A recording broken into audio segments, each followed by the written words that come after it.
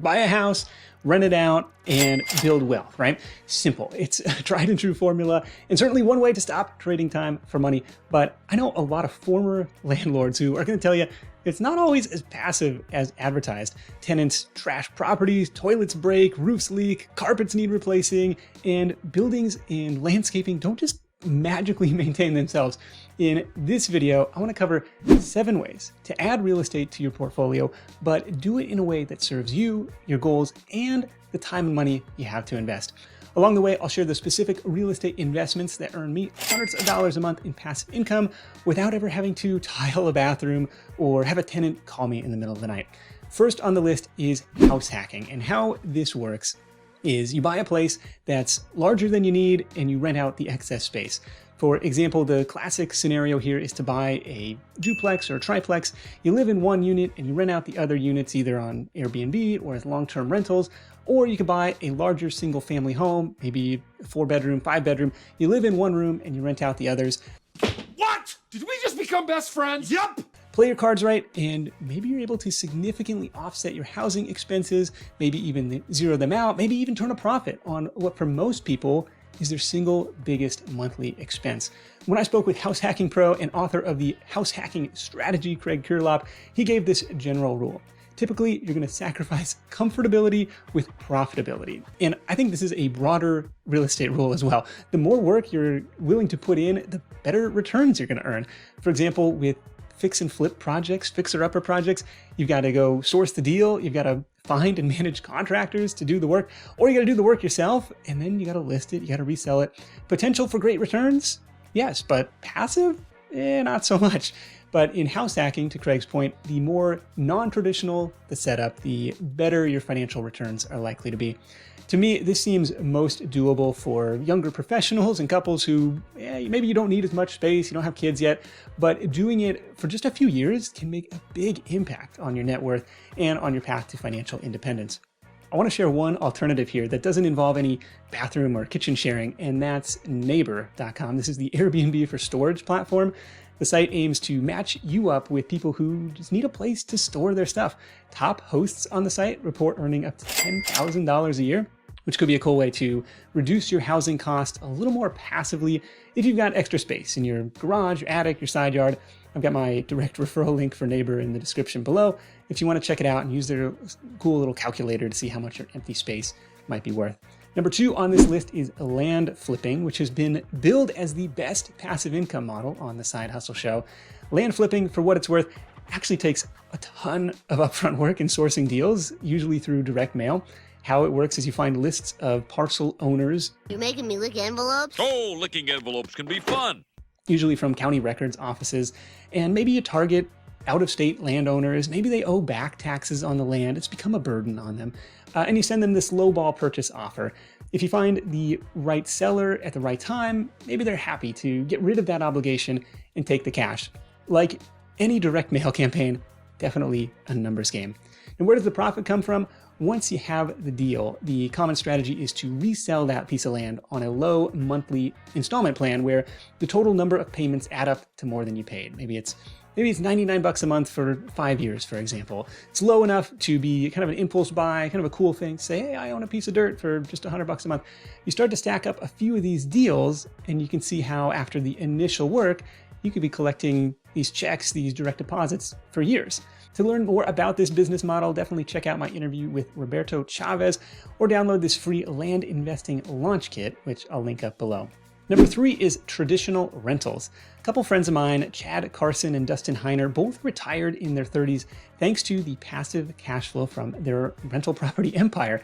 In Dustin's case, he reported earning around $15,000 a month from a portfolio of around 30 houses. And he said he only spends half an hour a week actively managing the business. That's a pretty good hourly rate. Now, I've yet to pull the trigger on this kind of investment for a few reasons. The main reason direct ownership has me a little scared is I've seen firsthand some of the unexpected expenses or the quote-unquote joys of homeownership that can crop up and destroy years of the cash flow you were counting on.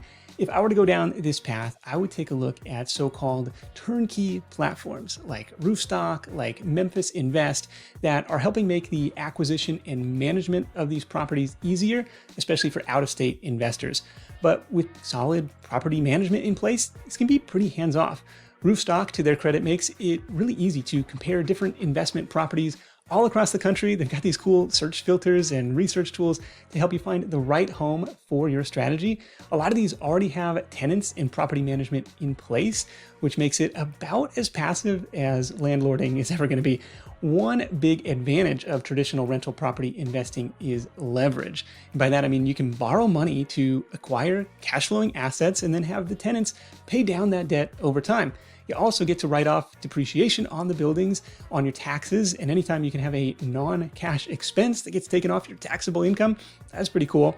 The drawbacks for me are, of course, you still have to manage the manager, but the bigger issue is diversification. I like to spread my risk around a little bit more instead of being all in on one house or one neighborhood. But if you are committed to the long-term benefits of rental properties, you want to build this empire of tangible assets, this is definitely a proven path to build wealth. And for what it's worth, Roofstock, on this topic of diversification, has recently opened up a handful of funds of single-family rentals. In this case, accredited investors can buy into ownership of several pre-vetted properties all at once for as little as $5,000. I've got a direct referral link for Roofstock below if you want to check that out, or their turnkey marketplace. Number 4 on this list is rental arbitrage. This is a real estate strategy that doesn't actually require you to own any property. In fact, it can be a really low-cost way to get started. How it works is you sign a typical 12-month lease on a property, and then with the landlord's consent, of course, you turn around and list it as a short-term rental on Airbnb or on other platforms. Of course, you're gonna have to furnish the place. You profit on the spread between whatever you can collect in short-term rental fees and your fixed monthly rent. There's an art and a science to rental arbitrage, and for the sake of disclosure, in tight rental markets, it can actually be pretty controversial because you're taking away housing supply from would-be long-term tenants, which of course drives up rents. Now still, some enterprising rental arbitrage Airbnb hosts like Sam Zuo report bringing in 6 figures in profit, all while they're out traveling the world. You can check out my full interview with Sam on this channel for more info on how his business works and how it's been set up to run without him in the day-to-day. Definitely a lower risk, lower startup cost way to tap into the short-term rental trend, but you're not building any long-term equity here. Number 5 on this list, online REITs. Online real estate crowdfunding sites like Fundrise make for very passive investments, and they got low minimums. Fundrise is now as low as $10. This is where a good chunk of my own real estate exposure is. It's spread across a handful of Fundrise's e-REITs. The company vets, acquires, and manages a wide range of commercial residential properties, and they do this in both debt and equity deals. For me, this checked the diversification box, it checked the passive cash flow box. I've been a Fundrise investor since 2015. Over that time, the account has returned over 12.5% annualized. Plus, I just like the company's broader vision and strategy. Now, in exchange for hopefully stronger returns, you do sacrifice some of the liquidity that you would have with traditional REITs. These stand for real estate investment trusts. But just like a lot of tangible assets like rental houses, this is a long-term play. You shouldn't be putting cash into that you plan on necessarily needing anytime soon. But I'm a fan of Fundrise. I'll continue to add to my account over there. I've got an affiliate link in the description below if you want to check it out, with the disclosure that, of course, past performance does not guarantee future results. Now, I just mentioned traditional REITs. That's number 6 on this list. And this is perhaps the most passive real estate investment that you can buy shares of through any brokerage. I do mine through Fidelity, but if you're just starting out, you might consider a more modern broker like M1 Finance. Where the passive income part comes in is that by law, these trusts have to pay out at least 90% of their taxable income to shareholders. In other words, according to REIT.com, the stockholders of a REIT earn a share of income produced through real estate investment without having to actually go buy, manage, or finance the property. That definitely appealed to me. Publicly traded REITs often own billions of dollars worth of office buildings, apartment buildings, warehouses, hotels, shopping centers, even ski areas. They collect rent on those properties and then they pass the profits along to shareholders like you and me. I may have some smaller holdings, but the bulk of my publicly traded REIT position is in VNQ. This is Vanguard's REIT ETF. It's kind of like a fund of funds in a way. It's got broad real estate exposure and really low expenses. Now, at the time of this recording, the dividend yield is a little over 2%-ish, and the fund has appreciated around 6.5%, 6.4% annually over the last 5 years. And if you're used to the world of fixer-upper projects or even traditional rental properties, probably not going to be super exciting to hear about 2% cash-on-cash returns and single-digit appreciation. But again, instant diversification, quick to liquidate if you need it, totally hands-off, totally passive. So that's what appealed to me there. Number 7, wrapping up this list, is short-term real estate loans. This is the last piece of real estate exposure in my personal portfolio. And this is where I buy portions of essentially rehab loans on fixer-upper projects. Usually they come with 3 to 12-month repayment terms and 6 to 10% interest. I do this through a couple different platforms. The first was Pure Street, but lately they've kind of had pretty limited inventory and they're only open to accredited investors with $1,000 minimums per loan. The other platform where I'm just getting started with this is called Ground Floor. I think it's much more beginner friendly in that they're open to everyone, at least in most states. They have plenty of loan inventory and they've got minimums of just $10 per loan. Once you create an account, you can easily shop for different projects to lend on or set up the automated investment option based on your criteria to make it totally hands-off.